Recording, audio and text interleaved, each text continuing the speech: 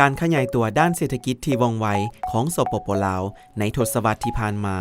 ได้สร้างสภาพแวดล้อมใหม่อยู่ในสังคมซึ่งเฮ็ดให้วิถีชีวิตและการดำเนินธุรกิจมีการเปลี่ยนแปลงเพื่อรับมือกับการเปลี่ยนแปลงที่เกิดขึ้นนั้นรัฐจำเป็นต้องได้สร้างกฎหมายใหม่และปรับปรุงกฎหมายที่มีอยู่ให้สอดคล้องกับสภาพความเป็นจริงและตอบสนองความเรียกร้องต้องการของสังคมในปัจจุบันกรณีเกิดข้อขัดแย้งขึ้นคู่กรณีสามารถแก้ไขข้อขัดแย้งของตนโดยอิงใส่กฎหมายที่สร้างขึ้นใหม่และที่ถูกปรับปรุงนั้นด้วยความมั่นใจและสามารถคาดคะเนได้กฎหมายช่วยให้ชีวิตการเป็นอยู่และการดำเนินธุรกิจคาดคะเนได้และเฮ็ดให้การวางแผนในต่อหน้าได้ดีขึ้นกฎหมายมีความสำคัญและมีผลต่อพลเมืองทุกคนก่อนกฎหมายใหม่ทุกฉบับจะออกมาต้องได้ผ่านขั้นตอนการสร้างนิติกรรมหลายขั้นในเวลารัฐต้องการสร้างกฎหมายขึ้นมาใหม่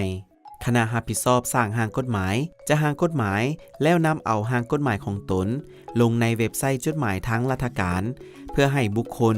นิติบุคคลและองค์การจัดตั้งของรัฐและเอกชนทั้งภายในและต่างประเทศมีสิทธิ์ประกอบคำเห็นใส่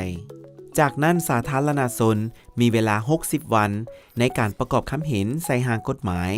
ที่ได้เอาลงเว็บไซต์จดหมายเหตุทางราชการ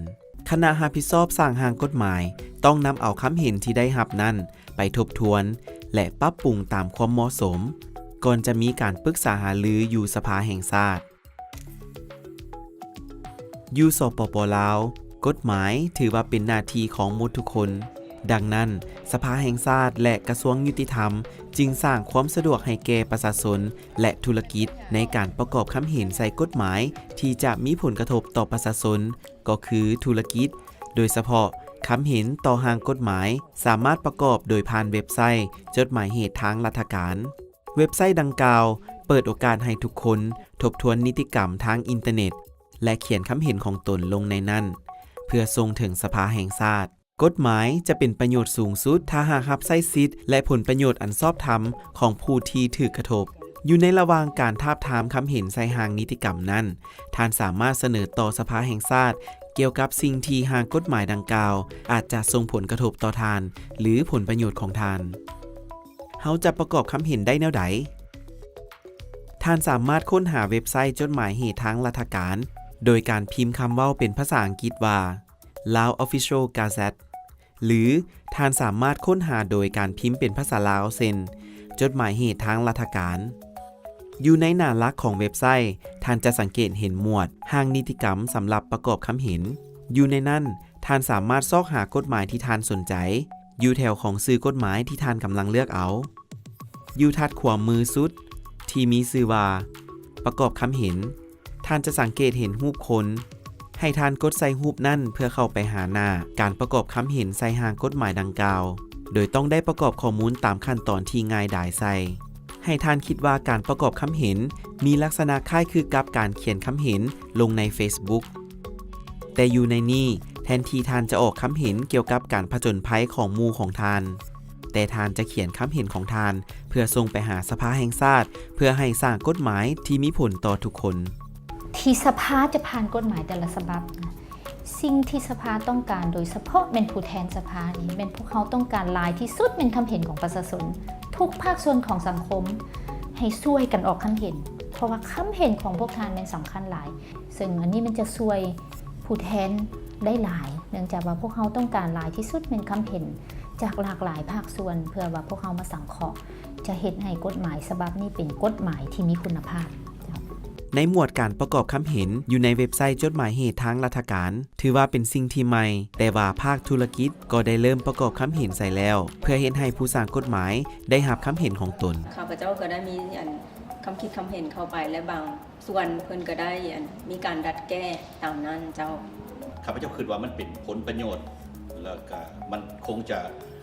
สร้างเงื่อนไขเอื้ออำนวยความสะดวกในการดำเนินธุรกิจของข้าพเจ้าโดยการประกอบส่วนให้คำคิดเห็นต่อร่างกฎหมายฉบับนี้คำเห็นของท่านที่ได้ประกอบลงในเว็บไซต์จดหมายเหตุทางราชการจะช่วยให้สมาชิกสภาแห่งชาติที่เป็นตัวแทนของท่านได้อ่านและนำเอาคำเห็นของท่านไปพิจารณาและปรับปรุงอยู่ในกฎหมายสมาชิกสภาแห่งชาติเป็นตัวแทนของประชาชน ซึ่งเพิ่นต้องการให้ทานช่วยประกอบคำเห็นเพื่อเฮ็ดแนวใดจะให้ได้กฎหมายที่ดีที่สุดเพื่อมารับใช้บรรดาทานคำคิดเห็นของทานแม่นจำเป็นสำหรับผู้สร้างกฎหมายเพื่อรับรู้ถึงผลกระทบและความเป็นจริงที่มาพร้อมความรับผิดชอบในการสร้างกฎหมาย บรรดาคำเห็นทุกคำเห็นมันมีความสำคัญหมดทรงสามารถเข้าไปมีคำเห็นและพวกเขาเข้าไปเอาคำเห็นได้อันนี้มันจะเป็นประโยชน์ถ้าทุกคนอยากให้เป็นกฎหมายฉบับประชาชนทุกคนต้องถือว่าเป็นพันธะที่ต้องเข้ามามีคำเห็นเพื่อเฮ็ดให้กฎหมายฉบับนี้สมบูรณ์ขึ้นความเห็นของทานมีความสำคัญซึ่งจะช่วยให้สภาแห่งชาติเป็นตัวแทนสิทธิ์และผลประโยชน์อันแท้จริงของทานเพื่อรับประกันให้คำเห็นของทานมีประสิทธิผลให้หลายที่เท่าจะหลายนั่นควรให้มีเนื้อในลักษณะสร้างสรรค์และเฉพาะเจาะจงสภาแห่งชาติกำลังรอท่าคำคิดเห็นจากทานอยู่กรุณาอย่ารอซ่าข้าพเจ้าคิดว่าอันนี้เป็นโอกาสที่ดีหลายที่เฮ็ดให้คนลาวเฮาทุกคนสามารถออกความคิดความเห็นของตัวเองได้เพื่อให้ทางขันเทิงเพิ่นรับรู้และเพิ่นก็สิได้ปรับเข้าในกฎหมายต่างๆให้ถือกับตัวจริงแต่ละความคิดมันสำคัญมาอยู่ในหันเพราะว่าบ่หมายความว่าต้องเป็นคนอยู่ในแถวหน้าอย่างเดียวที่มีส่วนร่วมตรงนี้กฎหมายเฮ็ดออกมาก็เพื่อมารับใช้หมดทุกคนฉะนั้นทุกคนต้องมีส่วนร่วมอยู่ในหันหลังจากรู้ว่าเฮามีเวทีตัวนี้แล้วข้าพเจ้าเข้าไปแน่นอน